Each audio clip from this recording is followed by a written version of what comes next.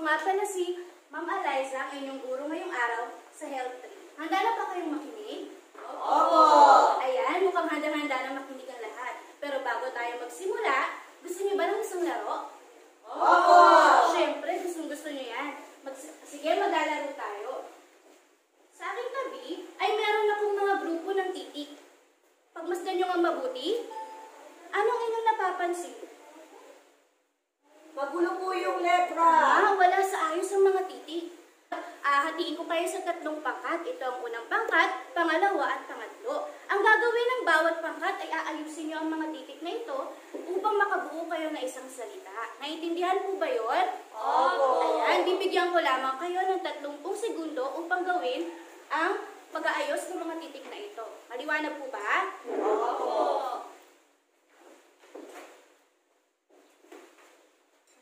Ayan. Ito ay para sa unang pangkat, pangalawang pangkat, at 3 pangkat. Ayan, tapos na ba ang lahat? Maaari ko na makuha. Ididikit muna natin sa pisarang inyong mga nagawa.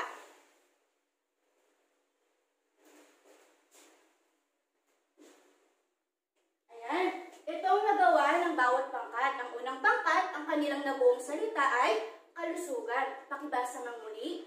Kalusugan! Sa pangalawang pangkat ng kanilang nabuo ay epekto. Basahin ulit. Epekto! At sa pangatlong pangkat naman, ang kanilang nabuong salita ay sakit. Basahin muli. Sakit! Ayan. So mga bata, dapat nating alagaan ang ating kalusugan. Kapag hindi natin inalagaan ang ating kalusugan, magkakaroon ito ng hindi magandang epekto sa ating katawan. At maaaring magdulot ng sakit. Kaya dapat natin pangalagaan ang ating kalusugan, mga bata. Ngayon mga bata, balikan natin ang ating aralin kahapon. Tingnan ko nga kung sino yung mga nakinig sa ating talakayan kahapon. May mga larawan akong ipapakita sa inyo. Tukuyin ninyo kung ano ngalan ng mga karaniwang sakit ito. Ano ito? Hazel. Sore eyes. Sore eyes. Namumula ang kanyang mga mata. Siya ay merong. Tingnan nga natin kung tama. Sore eyes, tama.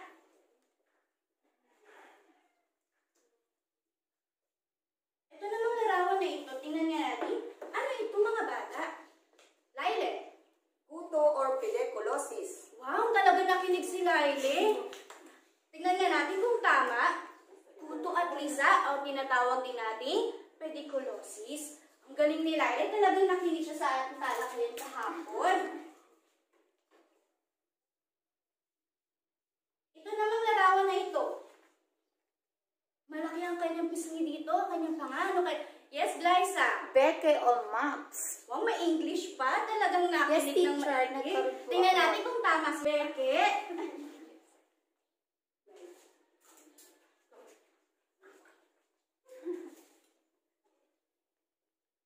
Ito namang larawan na ito. Hazel. Bulutong po. Tingnan natin kung tama si Hazel. Bulutong. Ayan, talagang nakinig ang bawat isa sa ating naging talakayan kahapon. At natandaan ang mga karaniwang sakit. Mga bata, ngayong araw, meron akong ipapanood sa inyo. Panoorin mabuti ha. Opo.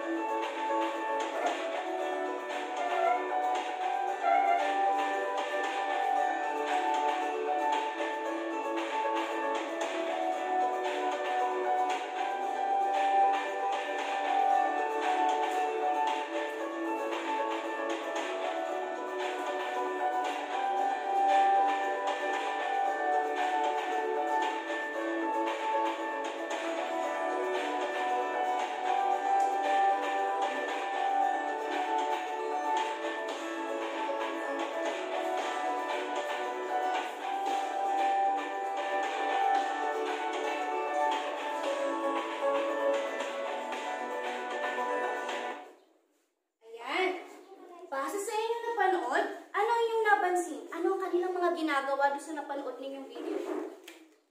Florinda? Teacher, yung bata po hanggang ating gabi siyang naglalaro ng tabo. Tama. Anong oras na nagpupuyat pa rin siya manood o maglaro sa computer o sa mga gadgets na hawak niya? Ano pang yung napansin? Laile? Yung yung batang babae po, ang dami pong kinakain. Sobra-sobra po. Yan, labis-labis ang kanyang pagkain na hindi na tama, di ba? Ano pa? May naninigarilyo sa loob ng Ayan, may naninigarilyo, may umiinom ng alak, at meron din kumakain ng sobra-sobrang matatamis. Sa tingin niyo, tama ba yung kanilang ginagawa? Hindi po! Hindi dapat ginagawa yung mga ganung bagay dahil makaka-apekto sa ating kalusugan. Kaya ang ating pag-aaralan ngayong araw ay iba't ibang risk factors na kondisyong pangkalusugan. Ano ba yung risk factors? Ang risk factors, ito yung mga bagay na ginagawa na nagiging dahilan ng pagkakaroon ng sakit ng isang tao. Pag-aaralan natin ang iba't ibang mga risk factors ng kondisyong pangkalusugan. Meron akong mga larawang ipapakita sa inyo. Ano nakita niyo sa larawan? May sakit na bata nilalagnat. Ang isa ay inuubo. Tama. May sakit na bata at inuubo. Itong mga larawan na to ay nagpapakita na ang isang sakit ay maaari nating makuha kapag tayo ay nagpabayat sa ating kalusugan. Ito naman. May sipon! Ang isang bata ay mayroong sipon at ang isa ay mayroong bulubong. Tama. Ito namang larawan ay nagpapakita na ang sakit ay maaaring mahawa sa ibang taong may sakit o kaya naman depende sa estilo ng kanilang pamumuhay kung hindi maganda ang kanilang pamumuhay ang ginagawa nila sa araw-araw. Ayan. Ngayon mga anak, sa araw-araw natin panonood sa television, di ba? Nakikita natin, naririnig natin ang mga pagkakasakit ng mga tao. Ngayon, talakayin natin ang iba't ibang karaniwang sakit at ang kanilang mga risk factors at maaaring maging epekto nito sa ating katawan. Ano yung nasa larawan? May sipon! Tama, sipon. Ang sipon ay isang viral infection sa iyong ilong at lalamunan. Ano kaya yung mga nagiging dahilan? Bakit kaya tayo nagkakaroon ng sipon? Pabago-bagong panahon. Ayan, isa pala yung dahilan kaya nagkakaroon tayo ng sipon. Malamig na klima, biglang iinit, tapos lalamig ulit, kaya tayo ay nagkakaroon ng sipon. Pagbaba ng immune system, dulot ng kakulangan sa pahinga at tulog. Na kanina sa video na pinanood ninyo, di ba? Merong anong oras na naglalaro pa rin siya, nakaharap pa rin siya sa computer. Maaaring bumaba ang kanyang immune system dahil kulang siya sa pahinga. Kulang siya sa tulog. Kaya kayo dapat, mga batang katulad nyo, natutulog kayo sa tamang oras. Madumi at infected na kamay. Kaya dapat lagi tayo maghuhugas ng kamay. Naghuhugas ba kayo ng kamay? Opo. Ayan, mahusay. Dapat lagi naghuhugas ng kamay para maiwasan ang pagkakaroon ng sakit. Ano kaya mga posibleng epekto nito sa ating katawan kapag tayo ay mayroong sipon? Runny nose o pagtulo ng tubig sipon, hindi mo namamalayan tumutulo na pala yung sipon mo. Naluluha ang mata, pagpahing at makating lalamunan. Ayan pala yung mga epekto ng sipon sa ating katawan. Kaya dapat, lagi tayo maghuhugas ng kamay at matutulog tayo sa tamang oras o tayo magpupuyat. Ano pang, itong larawan na to? Masakit ang tiyan. Masakit ang kanyang tiyan. Siya ay mayroong stomach flu. Basahin nga po. Stomach flu. Stomach flu o ang tinatawag nating gastroenteritis. Isang impeksyon at pamamaga ng ating digestive system, kaya pala sumasakit ang ating tiyan. Paano tayo nagkakaroon yan? Kontaminadong pagkain at tubig. Dapat siguraduhin natin ang tubig na ating iniinom at ang pagkain na ating kinakain ay malinis. Kaya dapat hinuhugasan nyo muna yung mga pagkain na inyong kakainin, mga prutas, mga gulay, yung mga tubig siguraduhin malinis ang inyong iniinom. Ano maaaring epekto nito sa ating katawan? Abdominal cramps and pain. Pagkahilo, pagsusuka, pananakit ng ulo at pagtatae at pananakit ng tiyan. Kaya pala minsan, di ba, sumasakit ang tiyan ng isang taong hindi malinis ang kanyang nakain. Kaya dapat siguraduhin malinis ang iniinom na tubig at pagkain na kinakain. Ito, ano nasa larawan? May bulutong siya, katulad na nakita niyo sa larawan kanina. Bulutong, sakit na nakakahawa, mayroong butlig at pangakakis sa balat. O, sino dito yung nagkaroon na ng bulutong? Marami-rami na rin nagkaroon ng bulutong. Ano bang nagiging sanhi nito? Bakit ba tayo nagkakaroon ng bulutong? Nahawa sa taong may bulutong. Halimbawa, sa kapitbahay nyo, may bulutong, huwag ka muna dun pupunta para hindi ka mahawa. Pagkababa ng immune system o kakulangan sa pahinga. Kaya dapat sapat ang inyong pahinga. Huwag magpupuyat para hindi bumaba ang inyong immune system. Kawalan ng bakuna. Ayan, kaya dapat mahalaga na may bakuna tayo sa bulutong para maiwasan ang pagkaroon ng bulutong o hindi lumala kung ikaw ay magkakaroon ng bulutong. Kayo ba may bakuna na sa bulutong? Sino may bakuna sa bulutong? Ayan, dapat may bakuna sa bulutong para maiwasan ang pagkakaroon nito o ang paglala kapag ikaw ay dinapuan ng sakit na ito. Ano bang epekto nito sa ating katawan? Mataas na lagnat, pamamantal ng balat, kaya nakita niyo sa larawan kanina, namumula at nagpapantal ang kanyang balat.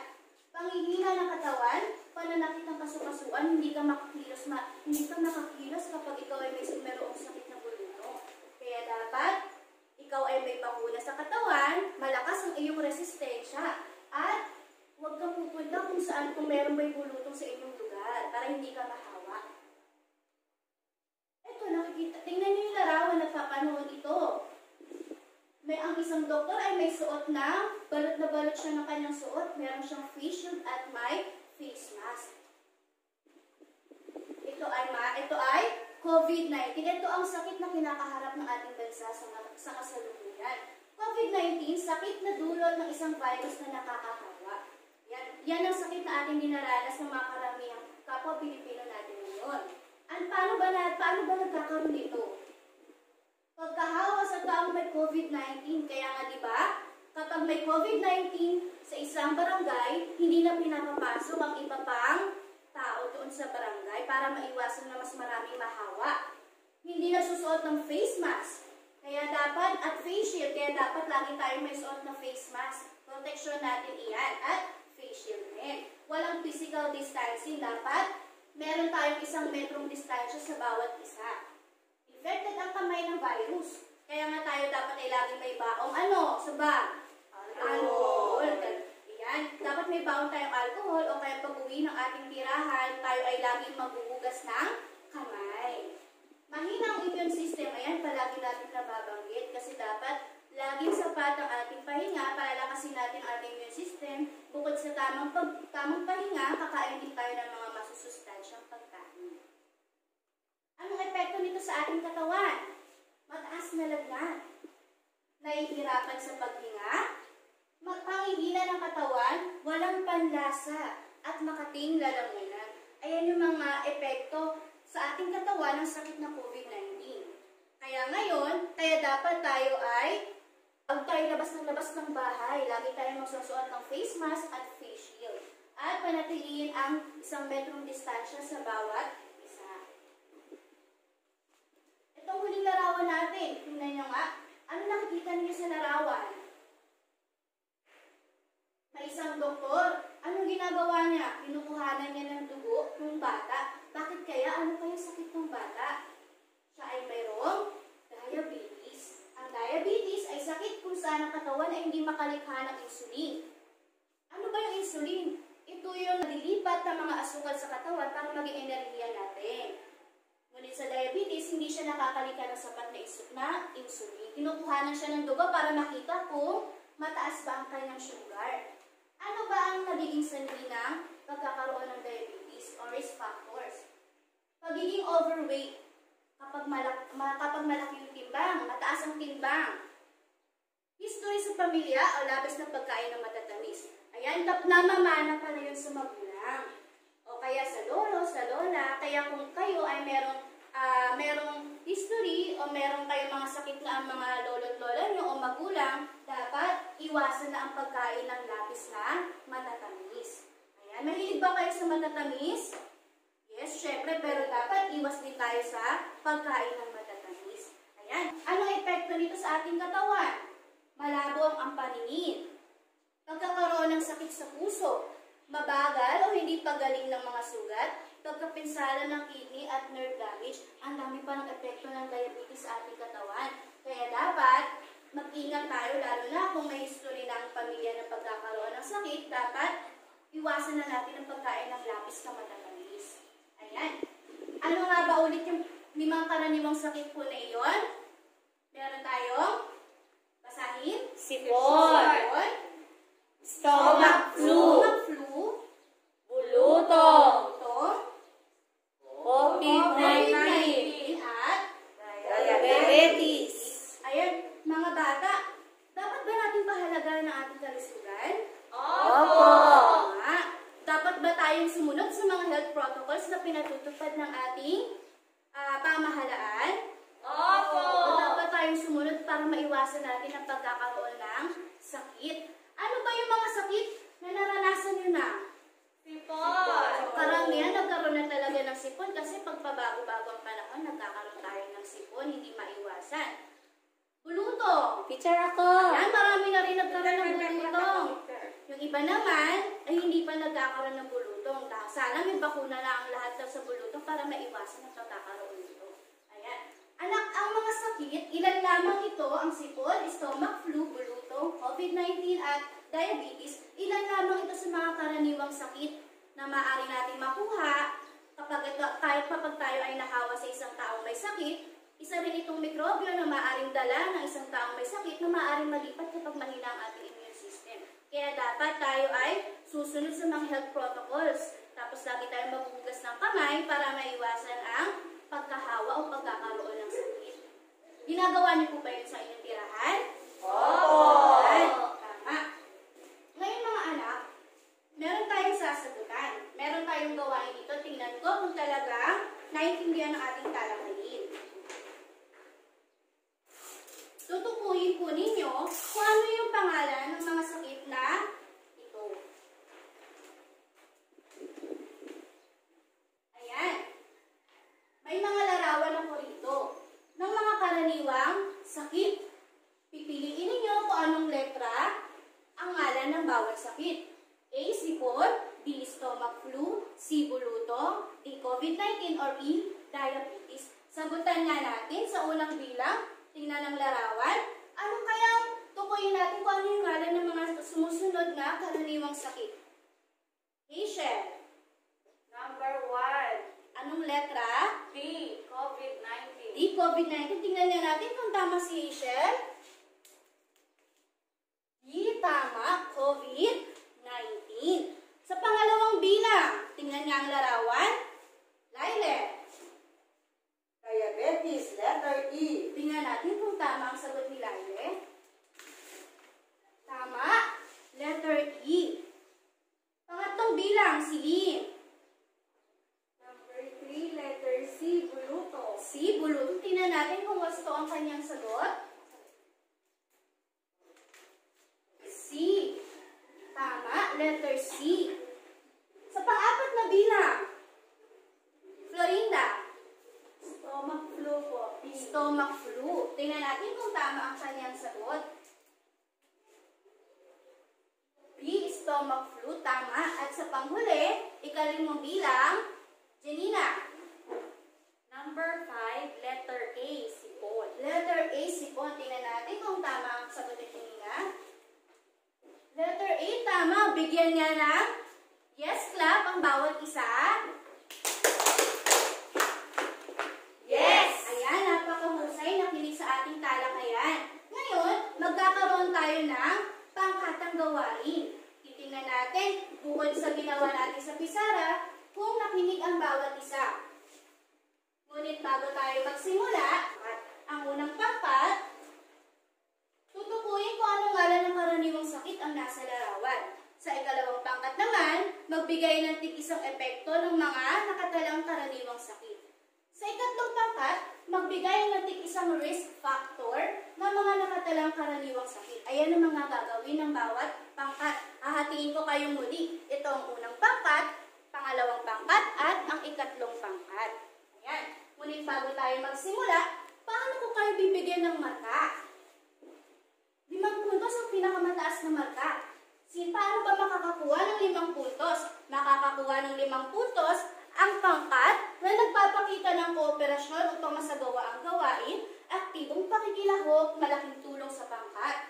4 puntos naman ang matatanggap ng pangkat na nagpapakita ng pagkasabik at kooperasyon upang gawin ang gawain at mabuting kakasunod lamang. 3 puntos naman yung nakilahok ngunit huli na may pinangasiwaan ng guro. 2 puntos naman kung ginawang aktibidad ngunit hindi nagpapakita ng pagkasabik na sumali ang makipagtulungan at 1 puntos lamang ang walang interes na lumahok sa mga aktibidad. Alam kong lahat kayo ay nakinig, nawa ang lahat ay makakuha ng mataas na puntos. Meron akong mga envelope dito.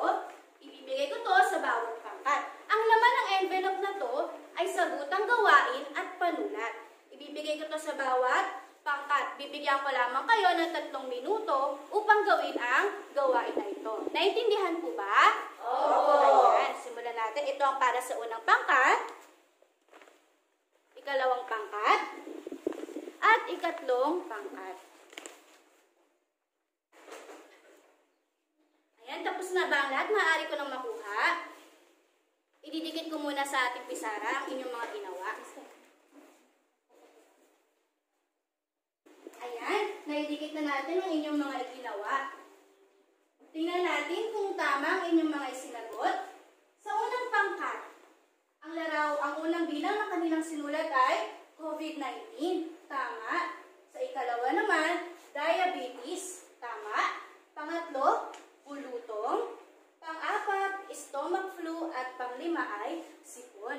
Tama ang lahat ng sagot ng unang pangkat. Bigyan nga natin sila ng 3 bagsak. Ayan, mahusay. Tingnan naman natin sa ikalawang pangkat. Ang gagawin naman nila ay magbigay ng tig-isang epekto ng mga nakatalang karaniwang sakit. Ang una ay stomach flu. Anong epekto nito? Ang kanilang isinagot ay masakit ang tiyan. Tama, masakit ang tiyan kapag meron kang stomach flu. Sipon, makating, lalamunan. Tama, COVID-19, lagnat, sipon at ubo. Ayan ang mga epekto na nararanasan kapag merong mga ganitong karaniwang sakit. Sa ikatlong pangkat, magbibigay naman sila ng mga risk factor naman ng mga karaniwang sakit. Stomach flu, ang risk factor, karaniwang ay kontaminadong pagkain. Ayan, kapag hindi pa malinis ang pagkain na inyong kinakain, ay maaari kayong magkaroon ng ganitong sakit, stomach flu. Sipon, pabago-bagong panahon. Ay pagpaiba-iba ng klima ang panahon ngayon. COVID-19, di pagsunod sa health protocols. Ayan, kaya talagang napakahalaga na sumusunod tayo sa health protocols para maiwasan natin ang pagkakaroon ng sakit. Bigyan nga natin ang bawat isa ng yes clap.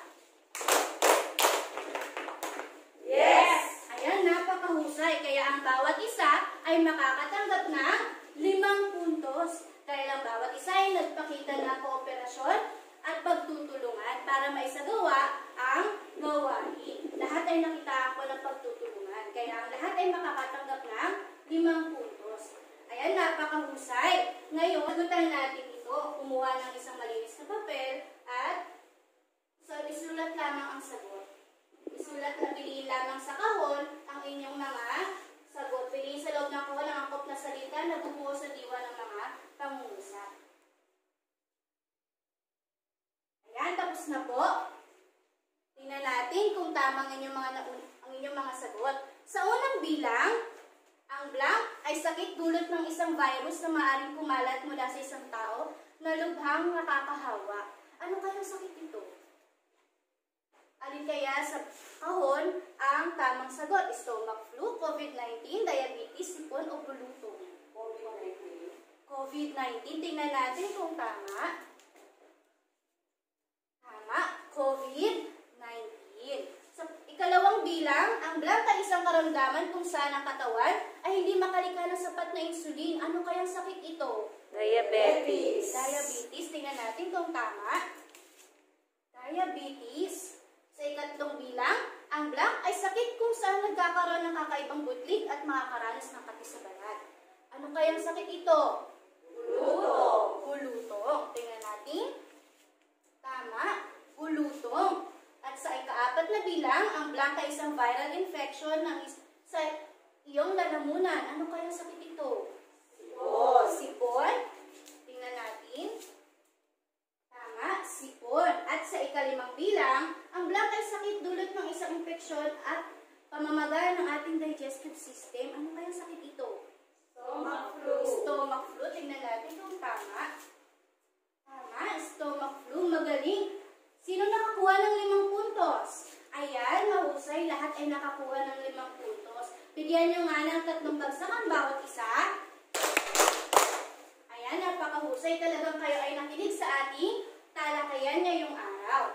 Ngayon naman, para sa inyong takdang arali, magtatala kayo ng mga karaniwang sakit na naranasan ng inyong pamilya. Isusulat niyo ito sa inyong kwaderno. Naintindihan po? Opo. Ayan, so hanggang dito na lang mga bata. Salamat sa inyong pakikinig. Hanggang sa muli nating pagkikita. Paalam!